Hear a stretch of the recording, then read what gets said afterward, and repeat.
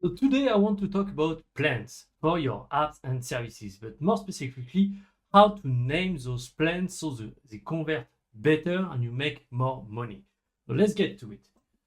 Because the naming are actually extremely important, and there is two key aspects that you need to think before actually making a decision on how you're going to name your plans for your apps or your services. And actually, that's something that I've been thinking a lot lately with the development of my apps. I'm going to have free plan and then a pro plan and so on, and maybe an higher even tier plan. So I need to think about how I'm going to name all of them to be able to convert better and make less confused for my customer. And the key, very first key is clarity.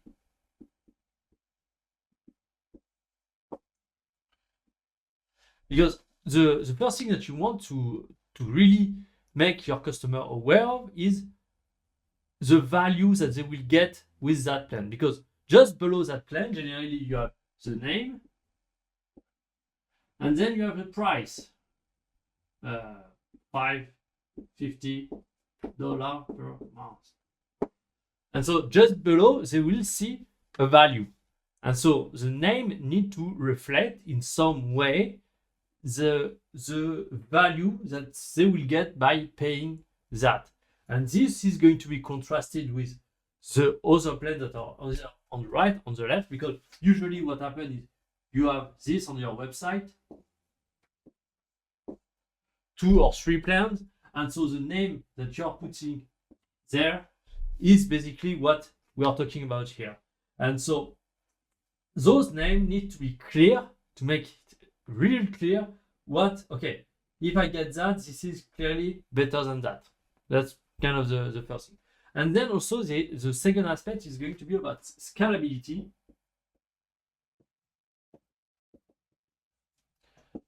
Because you may only start with 2 plans, and that's okay.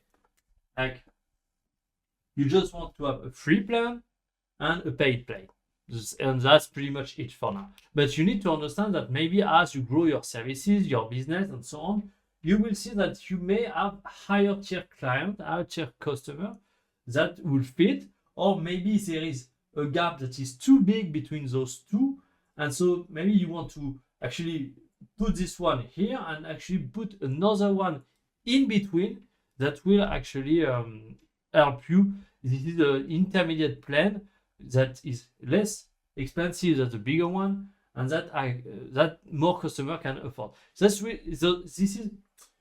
will really depend on your use case, but you need to understand that so you don't get stuck in the future. Make sure that the name you choose are actually scalable in the future. So that was kind of the overview of the why it matters and so on. Now let's look at what are the best practices when it comes to that. So the different naming, so I'm going first to talk about the common way, and then there is other way that you can do it that are more creative, and sometimes actually that's a very good idea because with a brand you can really, as long as it's coherent with your brand, you can be very creative with your naming.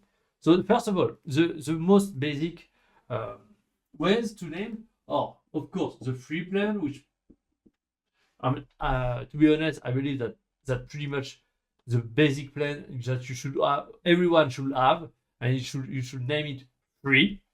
That's clear, and that's basic.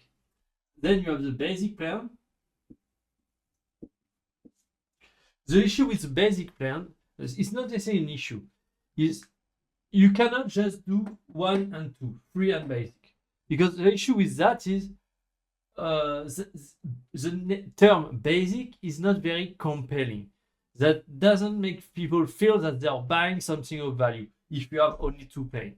Where it starts becoming interesting is in the case that I told you before, where you have a very expensive one and a free one, and you make something in between that kind of, okay, if you cannot afford the expensive one, you can use the basic one. And so you arrive to what is called the pro plan. And so this is pretty much on the order of getting more and more expensive. The the advantage of calling a paid plan a pro plan is then you can call it pro plus, pro plus plus, if you want to scale and make it simple and easy. So that's kind of the idea with the pro plan. Then you have the other one that is pretty much premium, or you can call it also plat. If you want to make it something even more valuable, you can call it like platinum to make it even more valuable, you know. So that's kind of the main thing. And you have a last one, of course, that is enterprise, which is pretty much the most expensive one. And so here it's pretty depend on how you want to do things, but you can actually, if you don't like the pro plus, you can go and say premium. But the issue is pro and premium, that can be a little bit confusing, the difference that you can have between pro and premium. So either you choose premium or you choose pro, and then you can, if you need even higher tier plan, you can use the platinum and so on. So that's kind of the basic one. And actually, now that I'm thinking about it, we are going to start looking at the more creative one. And for instance, the first that you can start thinking about, or actually now that we talk about platinum, we have a precious metal. So you have silver, gold, platinum. Something that I like also is a diamond one. Diamond. Sorry, I don't remember if that's right. Diamond. No. Anyway, so you can use precious metal.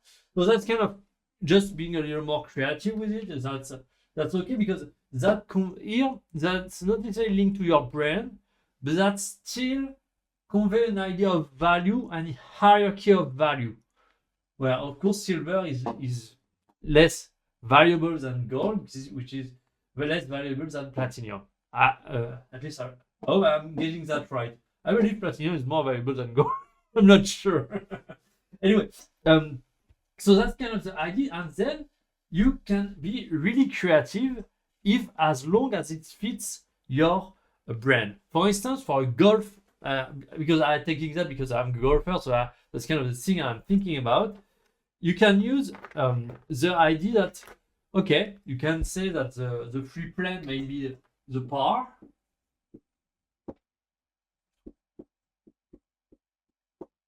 Then you can have the first paid plan, that is the birdie, which is equivalent to basic. And then you have the pro plan, which is the eagle.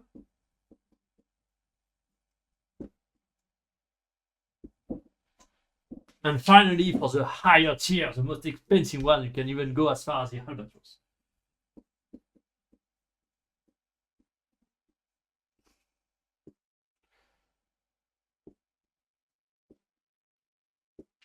Or related to the platinum or the pro plus plus.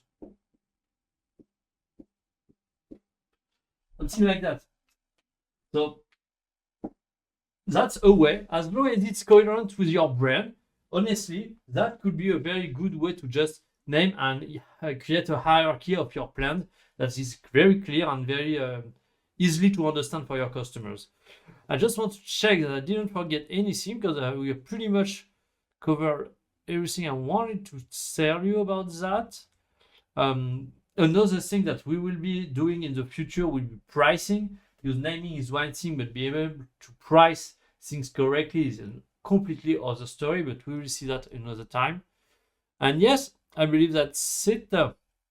So don't hesitate to be creative. As long as it kind of fits your brand, you can go ahead. But then if you don't really have any idea, honestly, stick with the basics and you will be fine.